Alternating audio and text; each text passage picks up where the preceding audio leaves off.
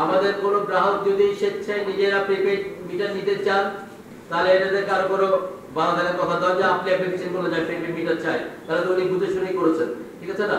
ওনারা কোনো ধরনের কাউকে কোনো ধরনের ওনাদের কোনো স্টাফ ভয়ভীতি বা মিথ্যা কোনো তথ্য অ্যাপ্রোচ না করে ওনারা যদি পরিষ্কারভাবে সত্যি কথা বলে আইনে যেটা আছে সেটা বলে ওনারা বলবেন, তাদের যদি কোনো গ্রাহক প্রিপেডে আগ্রহী হয় তাহলে আমাদের কোনো আপত্তি থাকার কথা না। আর এটা একটা বিষয়, আর একটা বিষয় হচ্ছে যে প্রত্যেকটা হাই রাইজ বিল্ডিং যেগুলো হচ্ছে, যেগুলো ডেভেলপাররা করছে বা অন্যান্য যারা করছে বা ব্যক্তি মালিকানা যেগুলো হচ্ছে, আইন অনুযায়ী যেটা বলা হচ্ছে সোলার প্যানেল স্থাপন করতে হবে, এটা কনফার্ম করতে হবে, এটা ছাড়া লাইন হবে না, সেই ব্যাপারটা ওরা নিশ্চিত করবেন। ওনাদের যারা স্টাফ যারা আছেন তারা মানুষের সাথে যারা দুর্ব্যবহার করে তাদেরকে তারা নিয়ে বসবেন, তারা ট্রেন করবেন, মিটিং করবেন, প্রয়োজনে আমরা হেল্প করবো এবং তাদেরকে তারা বলবেন যে তারা যেন অনেক বড় অফিসার না হয়ে যায়, তাহলে সেক্ষেত্রে আমরা তাদেরকে সেভাবে ট্রিট করবো।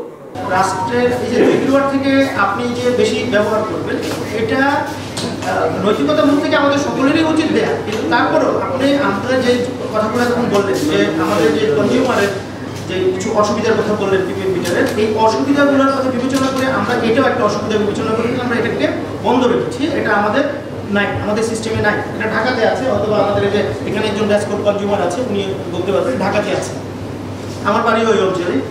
আরেকটা জিনিস হচ্ছে দেখেন, আমরা একটা কনজিউমার, আমি যখন এই মোবাইল কিনেছি আমি এই মোবাইলের ফাংশন জানতাম না, আমি এডুকেটেড পার্সন বাট আমি জানতাম না।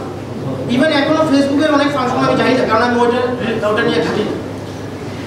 আমার তো শুধু রিচার্জের যে বিষয়টা সেটা যে আপনার নিজেরই করতে হবে এমন না, আমি কিন্তু বলে গেছি যে বিকাশ, নগদ, মানে আমাদের অনেক মানে দেশের কর্মজীবী আছে যারা গার্মেন্টসে জব করে, আমরা জানি ওয়ার্কার, তারা কিন্তু এই মোবাইল ব্যাংকিংটা বেশি ইউজ করে।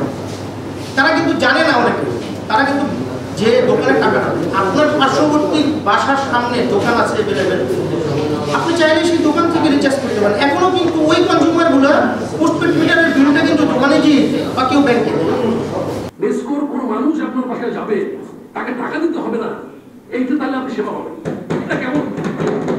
বেসকোর মানুষ আপনার বাসায় যাবে, আপনাকে টাকা দিতেই হবে, তাহলে আপনি ডিমান্ড চার্জ যে ভাইটা বলবো, আপনি ডিমান্ড চার্জ দিচ্ছেন, আপনি বিভিন্ন চার্জ দিচ্ছেন, আবার আপনার বাসায় গেলে আমার বাসায় গেলে আপনাকে টাকা দিতে হবে। কেন টাকা দিতে হবে?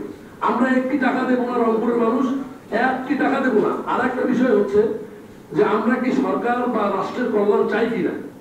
যদি আমরা রাষ্ট্রের কল্যাণ চেয়ে থাকি অবশ্যই আমাদেরকে মাথায় রাখতে হবে কোন সরকারের আমলে কোন প্রজেক্ট আনছে সেটা দেখার বিষয়। আমরা রাষ্ট্রের বিষয় দেখতে হবে কি? আপনারা বলেন, রাষ্ট্রের বিষয় কি আমরা দেখবো? যদি আমাদেরকে রাষ্ট্রের বিষয় দেখতে হয়, আওয়ামী লীগের আমলে আসছে, ফেসিস্ট করছে, ওটা দেখার বিষয় নয়। আমার দেখার বিষয় হচ্ছে আমার রাষ্ট্রের কল্যাণ হচ্ছে কিনা, আমার রাজস্ব আয় হচ্ছে কিনা। সেই বিষয়টা যদি হয়, আমাদের ডিসি মহোদয় যে কথা বলেছেন যে ওনারা যদি উদ্বুদ্ধ করে, এই যে গণশুনানির কথা বলেছেন এক ভাই, গণশুনানির কথা বলেছেন, ভালো প্রস্তাব। যদি এরকম হয় যে আপনারা পাড়ায় পাড়ায় মহল্লায় মহল্লায় গিয়ে আপনারা মানুষের মাঝে জনসচেতনতা বৃদ্ধি করে আপনারা যদি লাগাইতে পারেন লাগান, আর যাদের জোর করে লাগানো যাবে আপনারা, আমার মনে হয় যে আপনারা 100% জায়গায় পৌঁছতে পারবেন। আপনাদের জন্য আমাদের শুভকামনা থাকবে। আমার রাষ্ট্রের যদি কল্যাণ হয় তাহলে আমরা আপনাকে কেন সহযোগিতা করবো?